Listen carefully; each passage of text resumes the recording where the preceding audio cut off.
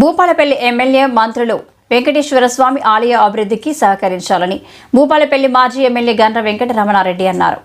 జయశంకర్ భూపాలపల్లి జిల్లా కేంద్రంలోని మంజూర్ నగర్లో ఉన్న శ్రీ వెంకటేశ్వర స్వామి దేవాలయంలో ఏర్పాటు చేసిన విలేకరుల సమావేశంలో ఆయన మాట్లాడుతూ శ్రీ వెంకటేశ్వర స్వామి దేవాలయాన్ని దేవాదాయ శాఖ వారు స్వాధీనం చేసుకుంటారని తెలిసిందని, ఆలయ నిర్మాణ పనులు పూర్తి అయిన తర్వాత మేము ఆలయాన్ని దేవాదాయ శాఖ లేదా టీటీడీ వారికి అప్పగిస్తామని తెలియజేశారు.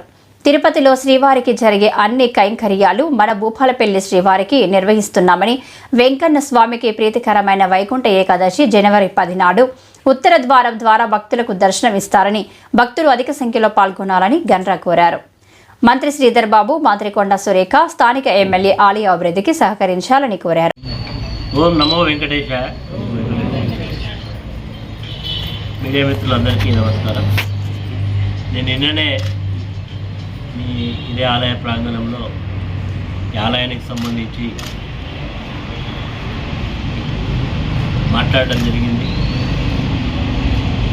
దీన్ని ఎండోమెంట్ వాళ్ళు తీసుకోవడానికి ఒత్తిడి చేస్తున్నట్టుగా, ఎండోమెంట్ వాళ్ళని ఒత్తిడి చేస్తుంటే వాళ్ళు కూడా తీసుకోవడానికి ప్రయత్నం చేస్తున్నట్టుగా తెలిసిన విషయాన్ని నిన్న కూడా ప్రస్తావించాను. ఈరోజు కూడా మళ్ళీ ఒకసారి చెప్తాను. ఆలయం ఇంకా పనులు పూర్తి కాలేదు, ఇంకా ఆలయ పనులు జరగాల్సినవి ఉన్నాయి. ఆలయంలో ఎంతో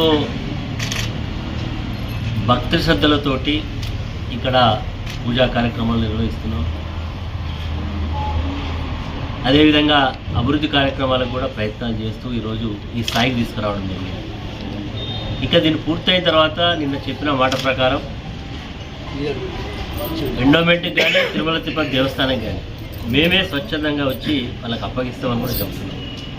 ఇంత తొందర అవసరం లేదనేది కూడా మరొకసారి తెలియజేస్తూ, ఆలోచన ఏమైనా ఉంటే తక్షణమే విరమించుకోవాలని చెప్పి కూడా భక్తుల పక్షాన, ప్రజల పక్షాన ప్రభుత్వానికి విజ్ఞప్తి చేస్తున్నాం. అదేవిధంగా ఈ వైష్ణవాలయాల్లో ప్రధానమైనటువంటిది వైకుంఠ ఏకాదశి. గత సంవత్సరం కూడా మనం వైకుంఠ ఏకాదశిని ఎంతో వైభవంగా నిర్వహించుకున్నాం. ఈసారి కూడా 10వ తారీఖు 1వ నెల శుక్రవారం రోజున వైకుంఠ ఏకాదశి అవుతున్నాం కాబట్టి వైకుంఠ ద్వారం ద్వారా స్వామివారిని దర్శించుకోవడానికి ఏర్పాట్లను కూడా చేయడం జరుగుతున్నది. భక్తజనులందరినీ కూడా భూపాలపల్లె కాదు, ఈ ప్రాంతంలో ఉండేటువంటి ప్రతి భక్తుడు కూడా వచ్చి దర్శనం చేసుకోవాల్సిందిగా విజ్ఞప్తి చేస్తూ ఉన్నాం. ఆ రోజు ఉదయమే మరి పూజా కార్యక్రమాలను కూడా ఉదయం 4-5 గంటలకి వెళ్ళి ప్రారంభించుకోవడం జరుగుతుంది. వచ్చినటువంటి భక్తులందరికీ కూడా ఎలాంటి అసౌకర్యం లేకుండా ఒక క్యూ పద్ధతుల్లో వచ్చి అందరూ కూడా దర్శనం చేసుకోవడానికి మనం ఆహ్వానిస్తున్నాం. 10వ తారీఖు నాడు ఉదయం శుక్రవారం రోజున ఉదయం 4-4:30 గంటలకే మన భక్తులకు దర్శనం ఇవ్వడానికి స్వామివారి ఆలయం తెరిచిపెట్టడం జరుగుతుందని తెలియజేస్తూ, అదేవిధంగా శనివారం 11వ తారీఖు నాడు కుడారై ఈ ధనుర్మాసం నడుస్తున్నది కాబట్టి మరి ప్రతిరోజు కూడా ఇక్కడ గోదా సంబంధించినటువంటి పూజా కార్యక్రమాలన్నీ కూడా జరుగుతూ ఉన్నాయి. రోజు కూడా మరి మహిళా సోదరులు వచ్చి వారి యొక్క భాషణాన్ని చదువుతూ కార్యక్రమాన్ని నిర్వహిస్తూ ఉన్నారు. మరి ఆ సందర్భంగా 108 కలశాలతోటి పూజా కార్యక్రమం నిర్వహించడం జరుగుతుంది. భక్తులు కూడా వచ్చి ఆ కార్యక్రమంలో పాల్గొనాల్సిందిగా ఆహ్వానిస్తున్నాం. 12వ తారీఖు నాడు ఆదివారం రోజున ధనుర్మాసం సందర్భంగా గోదా కళ్యాణం, ఆ రోజు 12వ తారీఖు నాడు గోదా కళ్యాణాన్ని నిర్వహించడం జరుగుతుంది. ఎందుకంటే సంక్రాంతి రోజు ఇస్తే చాలామంది భక్తులు రావడానికి అందరి పనులలో ఉంటారని సంక్రాంతి కంటే 2 రోజుల ముందే మరి ఈ యొక్క గోదా కళ్యాణాన్ని నిర్వహించడం జరుగుతున్నది. కాబట్టి భక్తులు అందరూ కూడా వచ్చి ఆ గోదా కళ్యాణాన్ని పాల్గొని మనందరూ కూడా మరి మంచి కార్యక్రమాలు జరుపుకునే సందర్భంలో భక్తుల యొక్క ఇన్వాల్వ్మెంట్ కూడా ఉండాలని చెప్పి ఈ సందర్భంగా తెలియజేస్తూ ఉన్నాం. మరి జనవరి మాసంలో 3 ప్రత్యేకమైనటువంటి కార్యక్రమాలు, అదేవిధంగా జనవరి 1వ తారీఖు అంటే మన అందరం కూడా మనకు ఉగాది కొత్త సంవత్సరం అయినప్పటికీ మరి మన మీద కూడా కొన్ని దేశాల యొక్క ప్రభావం, ఇక్కడ 1 జనవరి అనేది ఈరోజు లేటెస్ట్ జనరేషన్కి అది ఒక ప్రత్యేకంగా 1 జనవరి అనేది చాలా పెద్దగా పండుగ వాతావరణంలో old year December 31 good bye, 1 జనవరికి వెల్కమ్ చేసే సందర్భంలో చాలామందికి ఒక విశ్వాసం ఉంది.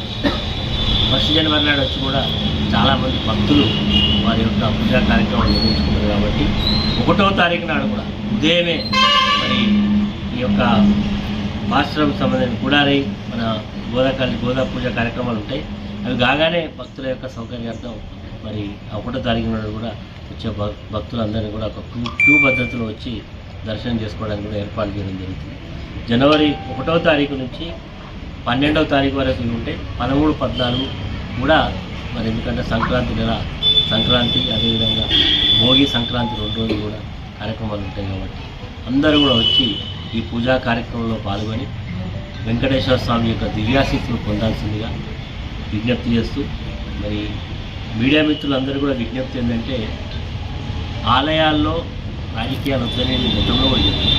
ఆలయం అనేది ఒక విశ్వాసానికి సంబంధించింది, ఒక భక్తులకు ఉండేటువంటి నమ్మకానికి సంబంధించినటువంటి కార్యక్రమం.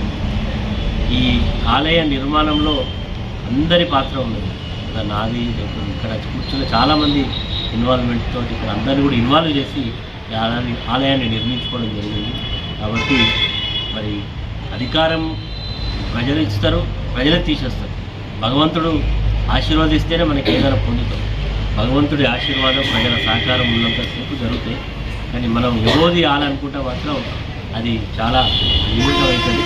కాబట్టి నేను మరొకసారి ఈ జిల్లా మంత్రి శ్రీధర్ బాబు గారి, స్థానిక శాసనసభ్యులు, అదేవిధంగా ఎండోమెంట్ డిపార్ట్మెంట్ కూడా ఇది తప్పకుండా ఈ ఆలయం పూర్తి అవ్వడానికి సహకరించండి. తప్పకుండా మేము కమిట్మెంట్తో పనిచేస్తున్నాం.